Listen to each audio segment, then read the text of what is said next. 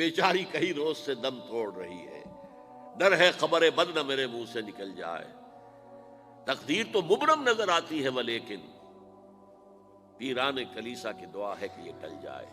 تو پہلی بات میری ختم ہوئی، عالمی نظام خلافت دنیا کی تقدیر مبرم ہے، ہو کر رہے گی، اس میں کسی صاحب ایمان کو کوئی شک، کوئی شبہ، کوئی ریب نہیں ہونا چاہیے۔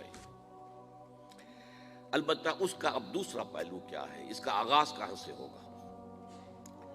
پہلی بات تو یہ، ہمارے بعض لوگوں کے ذہنوں میں، سادہ دل لوگ وہ سمجھتے ہیں کہ پوری دنیا میں ایک ہی دفعہ آ جانی چاہیے۔ یہ کوئی علاقائی خلافت تو نہیں ہو سکتی، خلافت تو عالمی ہوتی ہے۔ ان سے میں کہتا ہوں عالمی خلافت کب تھی جناب؟ یہ تو نہ خلافت راشدہ میں عالمی تھی، کیا ہندوستان شامل تھا اس میں؟ کیا چین شامل تھا؟ کیا یورپ شامل تھا؟ اور پھر جو خلافت کے نام سے جو ملوکیت چلی ہے وہ بھی صرف آپ دور بنو امیہ میں کہہ سکتے ہیں کہ وہ پورا عالم اسلام کم سے کم اس کے تحت تھا۔ بعد میں خلافت عباس، بنو عباس میں، اور فاطمیین کی خلافت میں، اور آل عثمان جو ہیں آٹومان ٹرکس کی خلافت میں ٹکڑے تھے، حصے بکھرے تھے، کوئی مانتا تھا کوئی نہیں مانتا تھا۔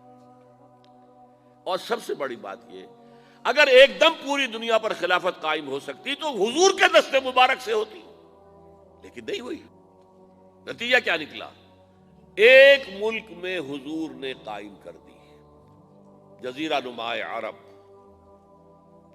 یہاں خلافت قائم ہو گئی، حضور خلیفہ ہے۔ اس کے بعد آپ کے خلفائے راشدین نے پھر اس کو وسعت دی، شرقاً غرباً شمالاً، 3 کالمز نکلے ہیں فوجوں کے، صحابہ کرام کے، 3 کالمز، ایک ایسٹ ورڈ، ایک ویسٹ ورڈ، ایک نارتھ ورڈ۔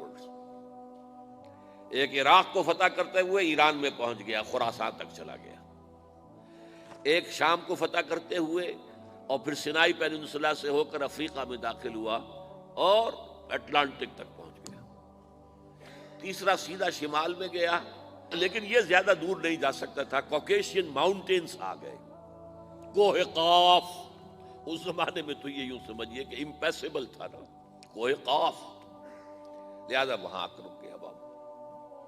اب بھی یہ ہوگا، کسی ایک جگہ سے شروع ہوگا پھر پھیلے گا، اس کے سوا کوئی چارہ کار ہے ہی نہیں۔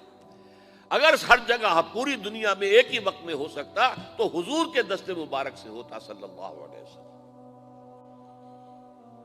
اب وہ نقطہ کون سا ہوگا، نقطہ آغاز کون سا ہوگا؟ اس میں پہلی بات تو میں نے کہا، جو شک کرے گا اس کا پھر ایمان مشکوک ہے، ہوگا، لازماً ہوگا، گلوبل ہوگا، پوری دنیا میں ہوگا۔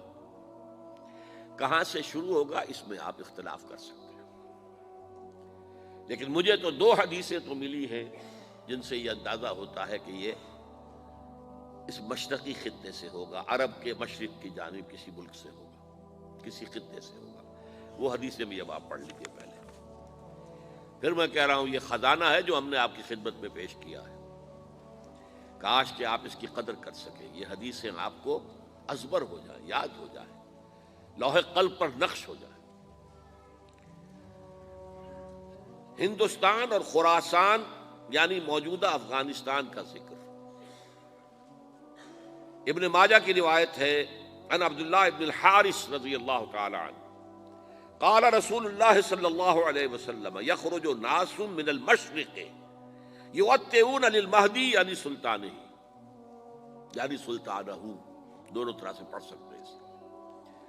حضرت عبداللہ ابن حارث فرماتے ہیں رضی اللہ تعالی عنہ کہ حضور نے ارشاد فرمایا، مشرق کی طرف سے وہ فوجیں نکلیں گی، لوگ آئیں گے جو عرب میں مہدی کی حکومت قائم کریں گے۔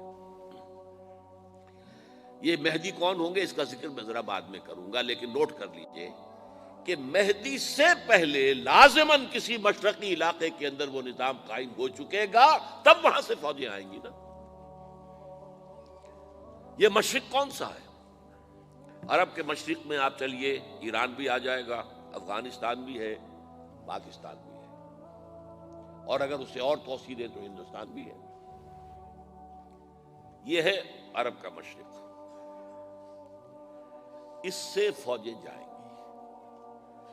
اس کا کیا مطلب ہے کہ اس میں سے کسی جگہ پر نظام خلافت پہلے قائم ہو جائے گا، تاکہ وہاں سے فوجیں جائیں گی جو جزیرہ نما عرب میں حضرت مہدی کی حکومت کو قائم کریں گی۔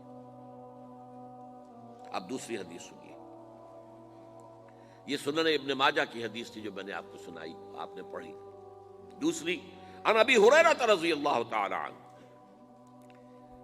یہ ترمذی شریف کی روایت ہے، قال قال رسول اللہ صلی اللہ علیہ وسلم یخرج من خراسان رایات سود لا یردها شیء حتی تنصب بایلیا، خراسان کے علاقے سے سیاہ جھنڈے لے کر فوجیں آئیں گی، ان کا رخ کوئی موڑ نہیں سکے گا، ان کو پیچھے پھیر نہیں سکیں گے کوئی بھی، یہاں تک کہ وہ یروشلم میں جا کر جھنڈے نصب کر دیں گے۔ ایلیا حضور کے زمانے میں یروشلم کو کہتے تھے۔ یہ یروشلم تھا جب حضرت سلیمان کی حکومت تھی، اور یہاں پر معبد سلیمانی، ہیکل سلیمانی قائم ہوا، پھر یہ یروشلم ہی رہا ہے تاریخ میں، یہاں تک کہ سن 70 عیسوی میں جب ٹائٹس رومی جنرل نے اس کو گرایا، ختم کیا، سیکنڈ ٹیمپل گرا دیا، اور یہاں سے یہودیوں کو کہا نکل جاؤ یہاں سے، کوئی یہودی باقی نہیں رہا، تب بالکل تہو بالا برباد کر دیا۔ اس کے کوئی 150 سال بعد ہیڈریان، رومن ایمپرر ہیڈریان، اس نے پھر دوبارہ آباد کیا اس شہر کو۔ 150 سال تک یہ بالکل بنجر اور بالکل غیر آباد پڑا تھا۔ اب ہیڈریان نے جب آباد کیا تو اس کا نام ایلیا رکھا، اب یروشلم نام نہیں تھا، تو حضور کے زمانے میں پھر اس کا نام ایلیا تھا۔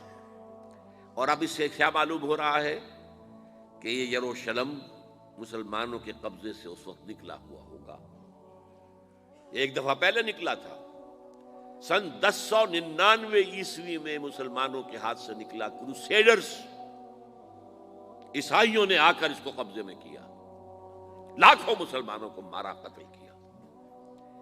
اس کو 1187 عیسوی میں واپس لیا ہے، کس نے لیا ہے؟ صلاح الدین ایوبی کرد۔ عرب کھوکھلے ہو چکے تھے، عربوں نے کھویا، واپس نہیں لے سکے، بہت حکومت کر چکے تھے، 400-500 برس کی حکومت کر کے، اور ان کے عیش اور ان کے آرام، اب ان میں جان نہیں تھی کہ وہ واپس لے سکے۔ واپس لینے والا گرم کرد خون تھا، صلاح الدین ایوبی۔ تو گویا کہ اب آپ سمجھئے کہ 88 برس تک عیسائیوں کا قبضہ رہا یروشلم پر۔ اب 1967 میں یہودیوں نے قبضہ کیا ہے، اور اب 38 برس تو ہو گئے، 88 نہیں تو 38 برس تو ہو گئے ہیں، لیکن وہ دور آئے گا کہ اب پھر لیں گے، لینے والے عرب بھی نہیں ہوں گے، خراسان کے علاقے سے فوجیں آئیں گی۔ یہ خراسان کیا تھا؟ ایلیا تو میں نے آپ کو بتا دیا، یروشلم کا نام ہے۔ خراسان اس زمانے میں ایک بہت بڑے ملک کو کہتے تھے، کچھ حصہ پاکستان کا بھی اس میں شامل ہے، کچھ حصہ ایران کا بھی ہے، ایران کے اس حصے کو اب بھی خراسان کہتے ہیں، وہ ایک صوبہ ہے، خراسان ایک صوبہ ہے ایران کا چھوٹا سا۔ پاکستان میں خاص طور پر یہ جو علاقہ مالا کنڈ ایجنسی کہلاتی ہے، اس سے اوپر جتنا علاقہ ہے، اور یہ جو واخان کی ایک پٹی آتی ہے اوپر، واخان افغانستان کی ایک پٹی سی دم سی چلی آتی ہے جو جا کر چائنا کی سرحد سے مل جاتی ہے، یہاں سے لے کے یہاں تک یہ جو مالا کنڈ کا وہ درہ ہے اور پہاڑ ہے، یہ بھی خراسان کا حصہ ہے۔ باقی تقریباً 2/3 آف افغانستان ساؤدرن حصہ نہیں ہے خراسان کا حصہ، یہ سیستان کہلاتا تھا، یہ خراسان نہیں ہے، لیکن یہ کہ اوپر کا 2/3 آف افغانستان، اور اس کے ساتھ یہ جو عرب جو اب یہ ترک ممالک آزاد ہوئے ہیں سوویت یونین کی ڈسولوشن کے ساتھ، یہ سارا علاقہ کہلاتا ہے خراسان بزرگ، دی گریٹ خراسان۔